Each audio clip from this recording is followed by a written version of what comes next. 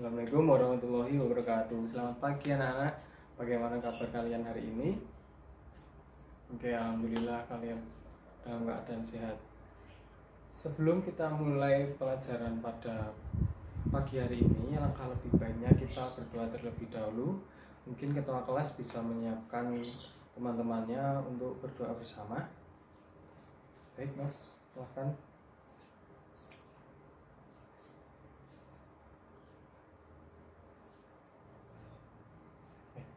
Terima kasih.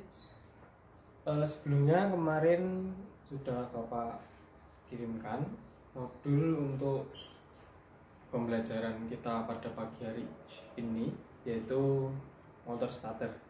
Nah, karena berhubung kemarin sudah Bapak berikan modul, mungkin di sini ada yang bisa menyebutkan apa itu sistem starter, apa itu motor starter. Nah, oh ya Mas, silahkan. Mas siapa? Oh iya, Mas Ridu, monggo silahkan.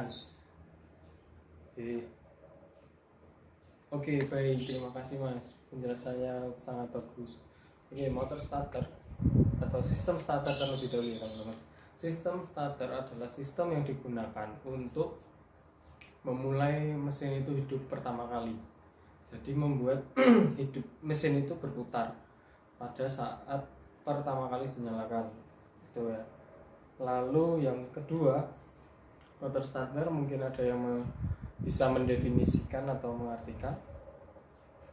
Oke, silakan Mas. Baik. Oke, motor starter. Nah, motor starter ini adalah pirantinya ya teman-teman.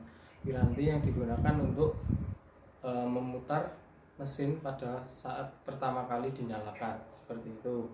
Nah, di sini sudah terlihat bagaimana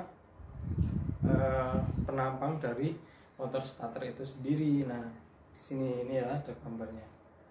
Oke, selanjutnya Bapak akan bahas tentang komponen di motor starter itu sendiri, itu ada apa saja. Yuk, yang pertama adalah field coil. Nah, field coil ini ya teman-teman, ini yang namanya field coil ini. Di sini dinamakan field coil karena komponen ini menggantikan fungsi magnet permanen pada motor starter. Karena motor starter di dalam mobil itu tidak menggunakan magnet permanen, maka magnet permanen itu digantikan oleh magnet elektromagnetik yang dinamakan field coil. Itu seperti itu. Yang selanjutnya adalah yoke dan pole core.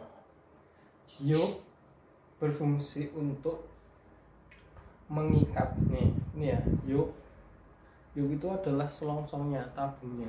Dia mengikat, fungsinya mengikat untuk field coilnya tadi bersamaan dengan field core, pole core di sini yang dimaksudkan pole core adalah tadi yang field coil itu kan kumparan kan mestinya ada intinya. Nah, inti dari field coil tadi adalah pole core ini. Pole core berfungsi untuk menopang kumparan field coil dan memperkuat medan magnetnya, seperti itu. Lalu yang selanjutnya adalah komutator. Nah, mungkin di sini teman-teman ada yang mau menjelaskan apa itu komutator. Oke, silahkan Mas. Baik. Ya, betul sekali Mas. Jawabannya betul sekali. Namanya komutator itu berfungsi untuk mengirimkan arus dari brush menuju ke armatur. Nah, arus listrik ini dikirimkan melalui ini sudu-sudu komutator ini. Itu ya. Nah, di sini adalah brush. Di sini adalah komutatornya. Seperti itu ya. Maaf. Komponen ini terletak pada bagian depan armatur. Lalu yang di sini yang dinamakan armatur coil atau kumparan jangkar, seperti itu. Berfungsi untuk membangkitkan medan elektromagnetik. Jadi prinsip kerja dari motor starter adalah ketika medan magnet bertemu dengan medan magnet yang senama, dia akan tolak menolak. Nah, karena motor starter itu mempunyai poros, dia tidak menjauh, melainkan berputar mencari kutub-kutub yang senama, atau dengan mencari kutub-kutub yang tidak senama. Misal U sama S. Magnet itu kan sifatnya menjauhi ketika kutub itu sama. Jadi utara bertemu utara itu akan saling tolak menolak. Sebaliknya ketika utara bertemu dengan selatan, dia akan tarik menarik. Itulah prinsip yang digunakan dalam motor starter. Ini armature coil. Oke, selanjutnya adalah armature brake. Armature brake berfungsi untuk menghentikan putaran armatur ketika sudah tidak dibutuhkan lagi. Nah, ketika mesin itu sudah hidup, maka armature coil kan sudah tidak berfungsi lagi. Nah, untuk menghentikan lajunya itu digunakan armature brake. Seperti itu. Lalu selanjutnya adalah drive lever. Drive lever di sini berguna untuk mengungkit komponen pinion gear agar masuk ke dalam flywheel. Jadi dia masuk ketika ini flywheel, ini pinionnya di sini. Drive lever berfungsi untuk mendorong pinion ini agar masuk dan lalu memutarkan flywheel seperti itu. Oke, yang selanjutnya adalah drive pinion gear. Pinion gear atau yang tadi yang dinamakan pinion, roda gigi pinion, itu berfungsi untuk menghubungkan gaya putar dari armatur menuju ke flywheel untuk memutarkan flywheel tadi. Nah, selanjutnya drive pinion clutch. Nah, mungkin di sini ada yang tahu clutch itu apa? Yes, clutch itu adalah kopling. Kenapa sih kok di motor starter ada koplingnya, Mas? Kenapa sih di motor starter ada koplingnya, Pak? Jadi gini, kalau motor starter itu berfungsi untuk memutarkan flywheel. Nah, ketika flywheel sudah berputar sendiri karena mesin itu sudah hidup atau menyala, itu apakah boleh? Pertanyaannya apakah boleh? Nah, tentu tidak boleh. Armatur tidak boleh diputar flywheel, tapi armatur boleh memutar flywheel. Ya, sebentar, pelan-pelan. Armatur itu tidak boleh diputar flywheel, karena kalau armatur ini berputar sendiri karena flywheel, itu akan menyebabkan kumparan yang ada di dalam motor starter akan rusak. Nah, kumparan akan terbakar seperti itu. Itulah sebabnya motor starter dilengkapi oleh drive pinion clutch. Selanjutnya adalah solenoid ya. Solenoid berfungsi sebagai penggerak pinion gear serta sebagai sebagai penggerak pinion serta memberikan tegangan dengan arus besar ke bagian armatur motor starternya. Oke, kita cepatkan saja ya karena keterbatasan waktu. Yaitu solenoid cap. Nah, di sini ada terminal-terminal. Nah, terminal 30 ini hubungannya dengan aki, lalu terminal 50 ini hubungannya dengan kunci kontak, lalu selanjutnya terminal C adalah hubungannya dengan motor starter. Selanjutnya adalah plunger berfungsi untuk menghubungkan gerak pull-in coil dan hold-in coil ke bagian drive lever. Lalu brush tadi ya berfungsi untuk mengirimkan aliran listrik ke dalam armatur. Lalu ada magnetic switch yang di solenoid tadi berfungsi untuk mengalirkan arus besar dari baterai menuju kumparan-kumparan di dalam motor starter. Oke, selanjutnya adalah motor housing. Motor housing ini tidak perlu dibahas lagi ya, karena sudah dari namanya saja sudah kelihatan kalau motor housing berfungsi untuk menjadi wadah dari motor starter itu sendiri. Oke, baik, akan saya lanjutkan. Yang kemudian adalah cara kerja motor starter itu sendiri seperti apa. Jadi, cara kerja motor starter itu ada 3. Yang pertama adalah pada saat starter switch on.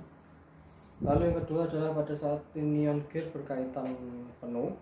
Yang ketiga adalah pada saat kunci kontak atau starter switch kembali ke posisi on. Oke, baik, yang pertama adalah pada saat starter switch on.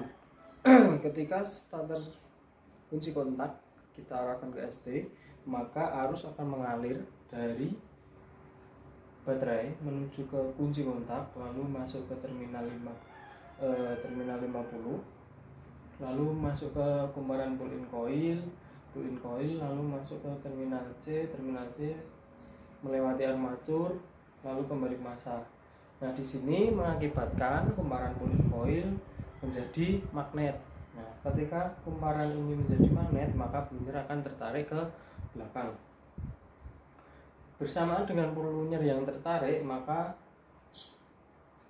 hold-in coil bertugas untuk menahan pull-in coil agar pull-in coil tidak maju lagi ya.